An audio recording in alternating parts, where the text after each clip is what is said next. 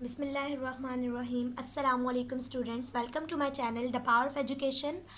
आज हम कंटिन्यू करेंगे क्लास 9 का लेक्चर, जो कि हमने लास्ट टाइम हाफ पार्ट 1 किया था। अब ये उसका पार्ट 2 है। अब हमारे पास ब्रांच है बायोलॉजी की, डेवलपमेंटल बायोलॉजी। डेवलपमेंटल का मतलब होता है हमारे पास कि किसी भी जानदार की डेवलपमेंट एम्ब्रियो से। तो सबसे पहले आपको समझना पड़ेगा एम्ब्रियो क्या होता है। आपके पास रिप्रोडक्शन में हमारे पास क्या होता है, दो तरह के सेल आपस में मिलते हैं। एक होता है मेल गैमेट और एक होती है फीमेल गैमेट। जब मेल एंड फीमेल गैमेट आपस में फ्यूज़ करते हैं तो फ्यूज़ होने के बाद हमारे पास क्या बन रहा होता है, जाइगोट। और यही जाइगोट जब कुछ दिन थोड़ा सा डेवलप होता है तो इसे हम क्या कहते हैं, एम्ब्रियो कहते हैं। तो होप्स हो कि आपको ये बात समझ आ गई होगी कि एम्ब्रियो क्या है। जब male and female gamete fuse करते हैं और जाइगोट बनता है, उसके बाद कुछ दिनों के बाद वो क्या कहलाता है, एम्ब्रियो कहलाता है। और एम्ब्रियो से लेकर पूरा ऑर्गेनिज्म बनने तक के प्रोसेस को कहते हैं डेवलपमेंटल बायोलॉजी। उसे कहाँ पढ़ा जाता है, डेवलपमेंटल बायोलॉजी में।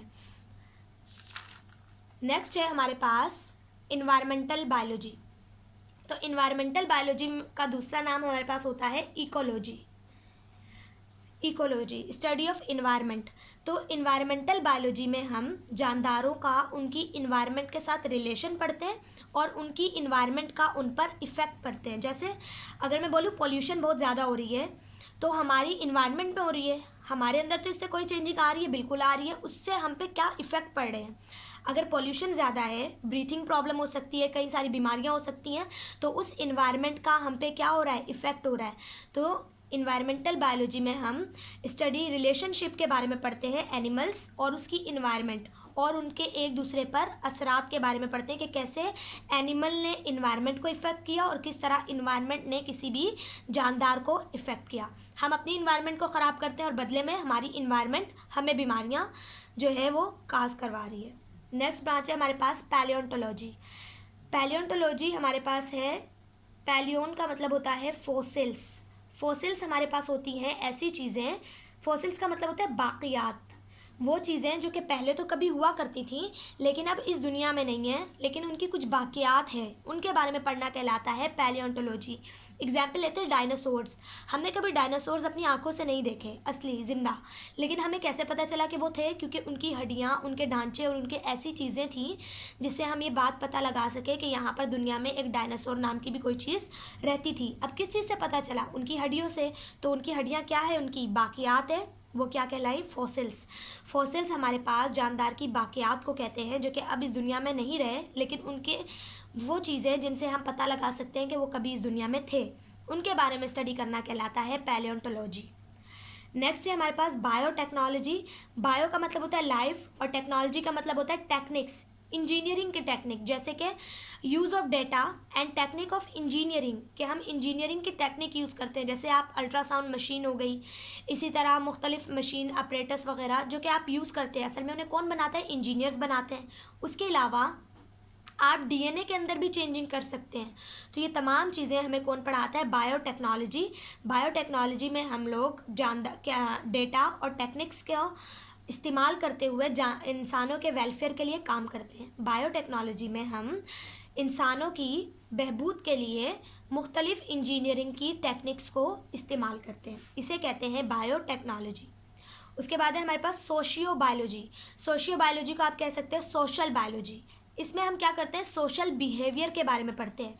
एग्जाम्पल लेते हैं, अगर आपके सामने बिल्ली आ जाएगी, आप उसे देख के नहीं डरेंगे, क्योंकि आपको पता है कि बिल्ली मुझ पर हमला नहीं करेगी और कुछ भी नहीं कहेगी। लेकिन इसी तरह अगर आपके सामने शेर आ जाए, आप एकदम डरेंगे। क्यों? क्योंकि आपको पता है उसका सोशल बिहेवियर कैसा है। सोशल बिहेवियर मतलब आपके साथ उसके ताल्लुकात कैसे हैं। तो आपका और उसका एक प्रीडेटर वाला रिलेशनशिप है कि वो आप पर हमला करेगा एक शिकार के तौर पे। तो क्या होगा, सोशियो बायोलॉजी में हम स्टडी करते हैं सोशल बिहेवियर, ऑर्गेनिजम्स के सोशल बिहेवियर के बारे में, उनकी इन्वायरमेंट के साथ और दूसरे जानदारों के साथ। तो सोशियो बायोलॉजी में हम जानदारों के बिहेवियर के बारे में पढ़ते हैं अपनी इन्वायरमेंट और दूसरे जानदारों के साथ। पैरासाइटोलॉजी। तो सबसे पहले आपको पता होना चाहिए पैरासाइट क्या है। पैरासाइट वो जानदार होते हैं जो आपसे तो फ़ायदा लें लेकिन बदले में आपको नुकसान दें। सबसे बेस्ट एग्जाम्पल है मच्छर।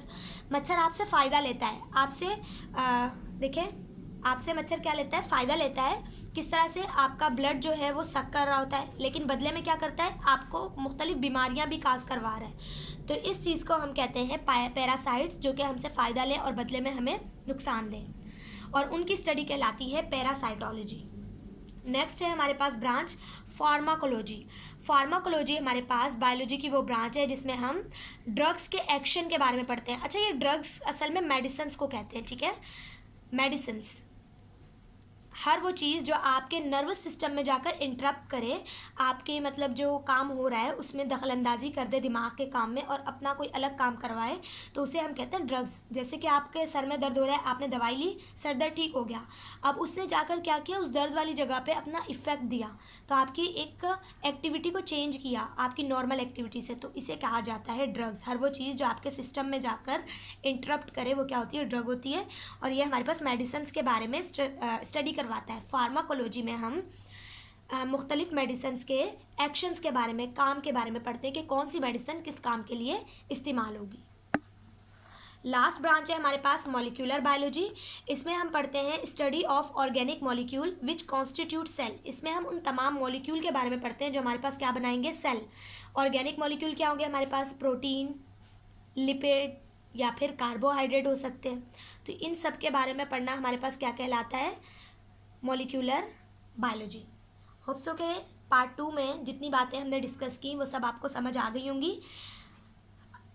अगर इसमें आपको कोई भी कन्फ्यूजन या कोई भी क्वेश्चन है तो आप कमेंट बॉक्स में क्वेश्चन पूछ सकते हैं। बाकी चैनल को सब्सक्राइब ज़रूर कीजिएगा, वीडियो को लाइक ज़रूर कीजिएगा और अपने बाकी क्लास फेलोज़ के साथ शेयर ज़रूर कीजिएगा। नेक्स्ट लेक्चर में हम पढ़ेंगे relation of biology with other science. तब तक के लिए अल्लाह हाफिज़।